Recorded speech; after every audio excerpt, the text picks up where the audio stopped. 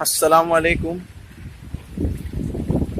ये जो आप एरिया देख रहे हैं ये है नाला पार का एरिया, जो जिसके अंदर देवजी नगर और साथ ही साथ नाला पार, न्यू इस्लामाबाद, ये सारे एरिया आते हैं। ये वीडियो बनाने का सिर्फ एक ही मकसद है कि भिवंडी शहर के लोगों को जागरूक करना और हमारे जो काउंसलर हैं उनको जागरूक करना कि इस इलाके में किस तरह से परेशानियां हैं और किस तरह से इसके अंदर इम्प्रूवमेंट लिया जाए, उस लिहाज से इस वीडियो को बनाया जा रहा है। यहाँ से शुरुआत होती है नाला पार जाने के लिए, लेकिन उससे पहले बताना चाहता हूँ ना, ये जो लाइन यहाँ बिछी हुई है, इस लाइन में आज तक के पानी नहीं आ रहा है। और इसके साथ ही साथ यहाँ पे जो गटर बनी हुई है इसमें से पानी जाने की कोई ऐसी सुविधा नहीं है। और जैसा कि देख सकते हैं कि ये मसला है, यहाँ पे ना यहाँ पे पाइप पे पानी आता है ना कुछ आता है। यहाँ के लोग बहुत परेशान हैं। और यहाँ का रोड का ऐसा मसला है कि अगर इंसान आना चाहे तो उसे कई हज़ार रुपए दे के यहाँ आने पड़ते हैं। चलिए आइए जानते हैं हम लोग यहाँ के रहने वाले कुछ शख्स से कि क्या मसला वो यहाँ पे झेल रहे हैं। अस्सलाम वालेकुम भाई, क्या नाम है आपका? भाई अब जानना चाहते हैं कि भाई क्या मसला है आपका यहाँ पे इस एरिया में, जैसे कि यहाँ रोड, गटर, नाला, हर चीज देख के लगता ही नहीं कि कभी यहाँ डेवलपमेंट हुआ हो। नहीं भाई, पहले नगर सेवक तो कुछ काम किए ही नहीं, थोड़ा भी नहीं काम किया। अभी ये जो नगर सेवक है तो थोड़ा मतलब काम कर रहे हैं, मतलब पहले से तो बहुत बेहतर है। उम्मीद है इनसे काम भी होगा, लेकिन आगे तो हम लोग का बहुत और अभी परेशानी, अभी जैसे लाइट नहीं है, कमरे का, अभी गटर का काम बाकी है। अभी उम्मीद करके रखेंगे, अभी जाएंगे बोलेंगे तो हो सकता हो जाए, लेकिन अभी तो आगे हम लोग को बहुत ही तकलीफ है, बहुत तकलीफ है। क्योंकि लाइट अभी पावर का तो बहुत ही मसला, हम लोग का लाइट अभी पहले उधर आगे मस्जिद के आगे फिर पावर है ही नहीं, इसका मसला। अभी पूरा पानी उधर भरा हुआ है, गटर का मसला है। अभी उधर कीचड़ रिक्शा वाला भी है, हम लोग के पास आता नहीं है। अभी करे क्या मजबूरी, लेकिन अभी रिक्शा वाले बोलो तो वह दीवान सा से इधर बोलता है तो सीधा बोलता है 200 रुपया लगेगा। अब मजबूरी है, खड्डा है बाबा, चलो देते हैं, लेके आते हैं। अगर ऐसा नहीं होता तो सही रहता, रोड तो ये नौबत नहीं आती, पानी का सिस्टम नहीं है। मतलब आप ये उम्मीद रखते हैं कि जो काउंसलर आए हैं वो नहीं इनसे बहुत बदलाव लाएंगे इंशाल्लाह। बदलाव लाएंगे, हमें तो बहुत उम्मीद है। ये इसी हिसाब से हम लोग वोट दिए और वो तो करेंगे, हर हाल में करेंगे। लेकिन अब भाई वहाँ जाके बोलना पड़ेगा, बताना पड़ेगा, वही कोशिश है। अभी देखो जाएंगे, लेकिन अभी तकलीफ बोल रहे थे कि बारिश में थोड़ा नाले वगैरह का मसला, अभी बारिश में काम नहीं होगा, कोशिश करेंगे करके। चलिए ठीक है, आपसे जान के बहुत खुशी हुई हमें। ये ऐसे अगर रास्ते होंगे तो यहाँ से कौन शख्स ऐसा होगा जो यहाँ मेडिकल से या दवा खाने से दवा ले सके। इस रास्ते को आपको देख के खुद ही लग रहा होगा कि ये रास्ता किस तरह खस्ता हाल है।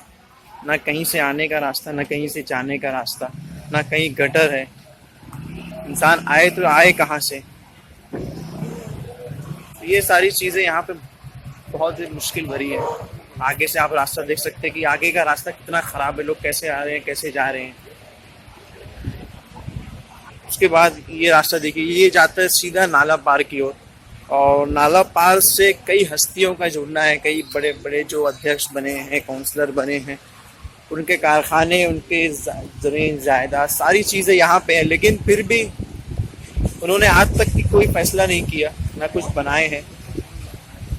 ये देख सकते हैं गटर का, और उसके साथ ही साथ ये रोड का हाल। ऐसे रोड है, ऐसे खस्ता हाल रोड पे कौन चल पाएगा। और ना ही इंतज़ामिया ने आज तक के गटरों पे कोई काम किया है। कई सालों से ये गटर ऐसे ही पड़ी है, ऐसे ही बह रही है रोड पे। और इसके साथ ये लाइट कई सालों से लगी, लेकिन ना इनका कोई देखने वाला है, ना इसे कोई बंद करने, ना कोई चालू करने वाला है। ये हमेशा से ऐसी बंद रही है।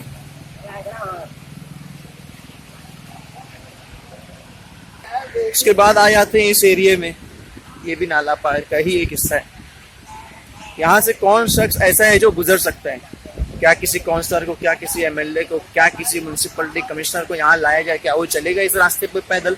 ये रास्ता लोगों के आने जाने के लिए बना है, लेकिन यहाँ तो ऐसा लगता है कि गटर ही बह रही है। तो ये सुधारने के लिए ही वीडियो बनाई जा रही है। ना इधर कहीं गटर है, ना यहाँ के कचरा फेंकने की कोई सुविधा है, कहीं का ऐसा रोड नहीं है जो सही हो। गंदे नालों का पानी रोड पे बह रहा है। नमाजी अगर नमाज के लिए जा रहे हैं तो किस तरह जाएं? क्या वो पाक रहेंगे? ये रास्ता है जाने का, लेकिन क्या कहें इसका। म्यूनसिपल इंतजामिया ने आज तक कभी ध्यान दिया ही नहीं इस चीज पर।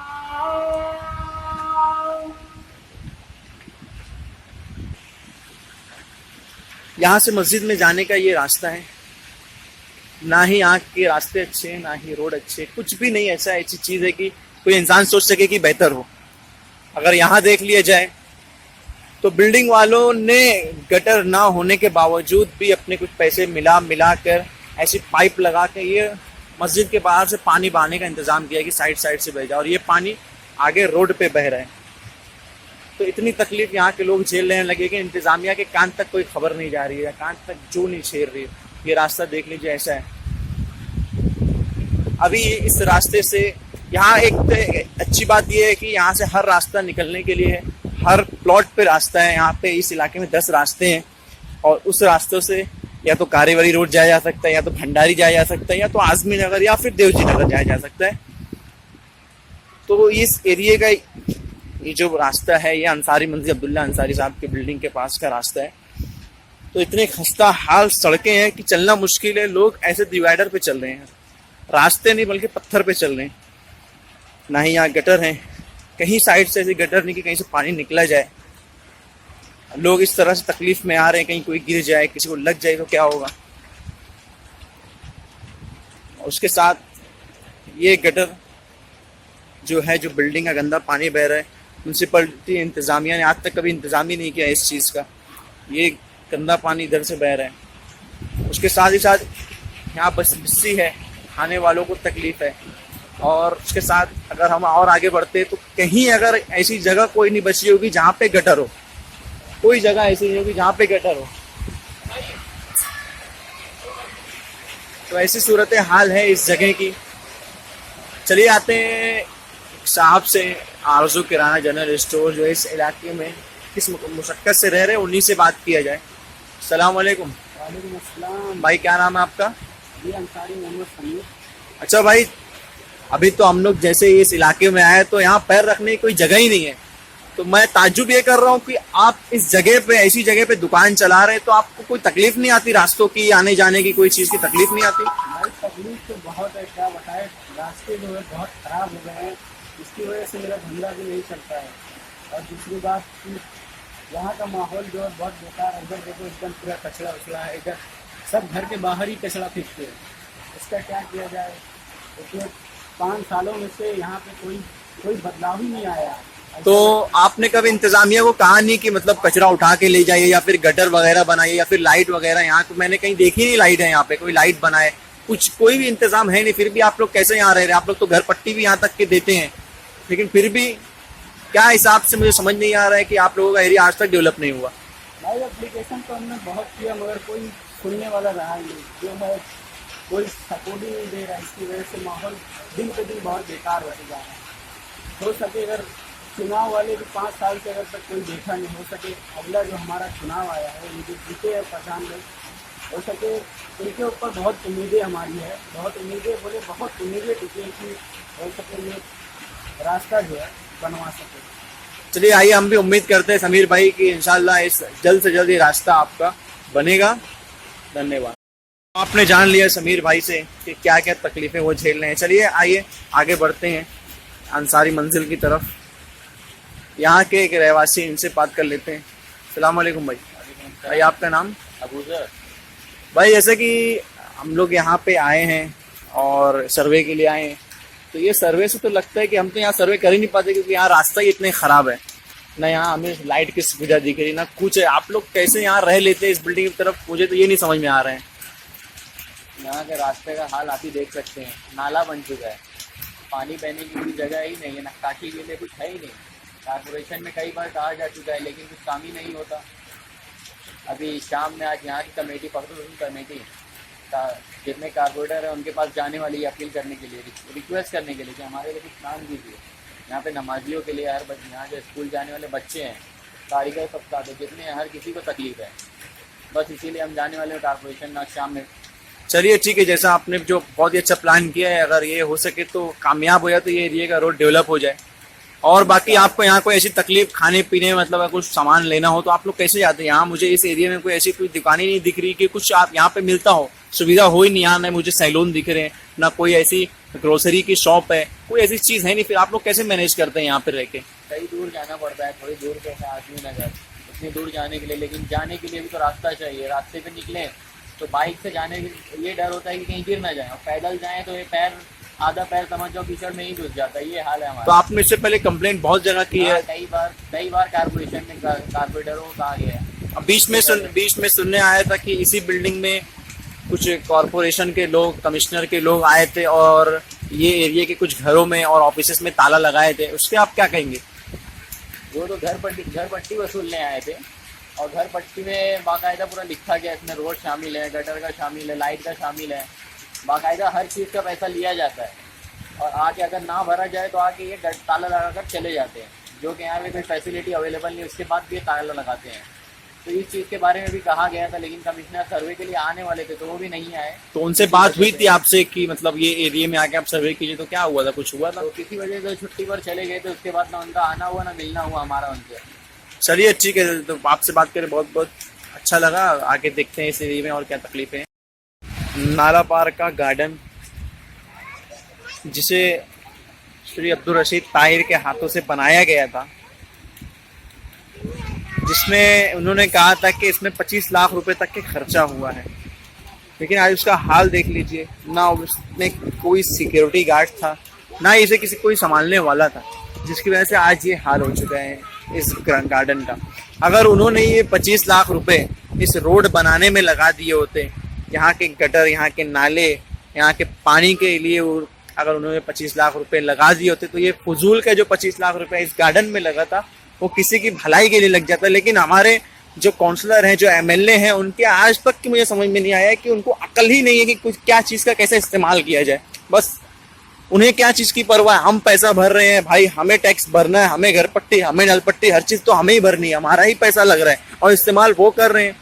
वो मन चाहे जो करना चाहे वो करे। अरे ज़रूरत हमारी है तो हम उसका इस्तेमाल करें। हमें यहाँ पे शादी के हॉल बनने चाहिए, यहाँ पे लाइब्रेरी बनने चाहिए, रोड बनने चाहिए, गटर बनने चाहिए, ये सारी चीज़ें बनना चाहिए। लेकिन कोई ऐसी चीज़ ना लोगों का ध्यान है, ना किसी का ध्यान है। बस बन रहा है, बनने दो, चल रहा है, चलने दो। इस हाल में लोग आज जी रहे हैं। तो इसी तरह ये भी एक है, यहाँ पे आप देख सकते हैं, ये इकबाल सेठ का बंगला है। ऐसे रोड पे बंगलों का होना क्या निशानदेही करता है? ये है बंगला इकबाल सेठ का। और यहाँ के रास्ते आप देख लीजिए, ऐसे रास्तों के बीच में ऐसे ऐसे बंगले हैं, ना इन पे कोई ध्यान देने वाला है, ना कोई कहने वाली चीज़ है। और बीच में अभी हाल ही में जल्दी यहाँ पे ड्रेनेज सिस्टम का काम हुआ था, जो अंडरग्राउंड वहाँ पे काम हो रहा था, अंडरग्राउंड पाइप डाली गई थी। उनका भी काम ऐसा अधूरा कि उन्होंने ये बस पत्थर डाल के छोड़ दिए। जो कि काम ऐसा होता है कि अगर कहीं खड्डा किया जाए, कहीं कुछ खोदा जाए, तो वहाँ पे अगर रोड तोड़ा है तो रोड को बनाया जाता है। और ये देख रहे हैं आप, ये प्राइवेट पैसा दे के यहाँ पे गटर के कचरे साफ कराए जा रहे हैं। म्यूनसिपैलिटी तो यहाँ तक आज तक आई नहीं है, ना उन्होंने कभी काम किया है। तो ये प्राइवेट लोग अपने अपने घरों से पैसा जमा करके यहाँ की गटर साफ करा रहे हैं, और ये गटर साफ करा के उसका कचरा इस खड्डे में भर रहे हैं ताकि लोग आवाजाही सबको आसानी हो। तो इस हालात से दो चार ये इलाका है।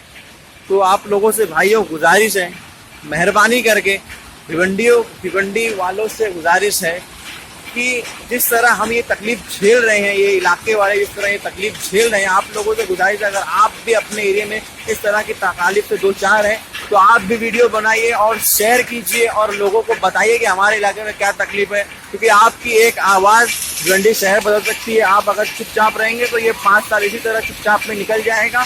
काउंसलर अपने जेब भरते रहेंगे, सरकारें अपनी जेब भरते रहेंगी, कमिश्नर अपने जेब भरते रहेंगे, कोई कुछ काम नहीं करेगा। बस जो है सब दिखावे का काम होता है। अगर आप आगे उठकर आएंगे, आगे बढ़कर आएंगे, तो ही ये इलाके में कुछ ऐसा काम हो सकता है, तो ही भिवंडी बन सकता है। क्योंकि अब जो भिवंडी है वो नौजवानों की भिवंडी है, और नौजवानों को अगर यहाँ पे रोजगार फराहम ना किया जाए तो क्या फ़ायदा यहाँ के लोगों को पढ़ा लिखा के। तो आप लोगों से उम्मीद है कि अगर आपके एरिया में ऐसा कोई तकलीफ है, रोड गटर नाले ना बने हो, मेहरबानी करके आप लोग भी वीडियो बना के काउंसलर तक के, एमएलए तक के, एमपी तक के, जहां तक हो सके उन तक पहुंचाएं, उनको अपने अपने एरिया में लाएं और अपने एरिया का काम करवाएं। धन्यवाद। आपका अपना अलकम अंसारी। अस्सलाम वालेकुम। सारी चीज़ें आपने देख ली कि क्या क्या तकलीफ है। उसी तकलीफ को लेके ये पूरे नाला पार एरिया के लोगों ने फैसला किया कि हम जितने भी 4 काउंसलर जो हमारे एरिया के बने हैं वार्ड नंबर 19 के, उन तक के एक एप्लीकेशन दिया जाए। हो सके कि उस एप्लीकेशन के ज़रिए उन्हें इस इलाके की भनक लगे कि यहाँ भी कुछ लोग रहते हैं, तो उस लिहाज से कुछ लेटर लिखा गया है, उनके लिए अर्जी दी जा रही है। तो वो अर्जी है जो आज शाम तक इंशाल्लाह पहुँचाई जाएगी सारे कॉरपोरेटर तक के। और ये लेटर पहुँचने के बाद ये उम्मीद करते हैं हम लोग कि शायद कुछ बदलाव आए, इस एरिया में कुछ किया जाए कि जिस लिहाज से लेटर दिया जा रहा है। तो अगर कुछ बदलाव आता है, इस लेटर के बाद कोई फ़र्क पड़ता है, तो मैं इंशाल्लाह आगे की वीडियो भी आप लोगों को शाये करूँगा।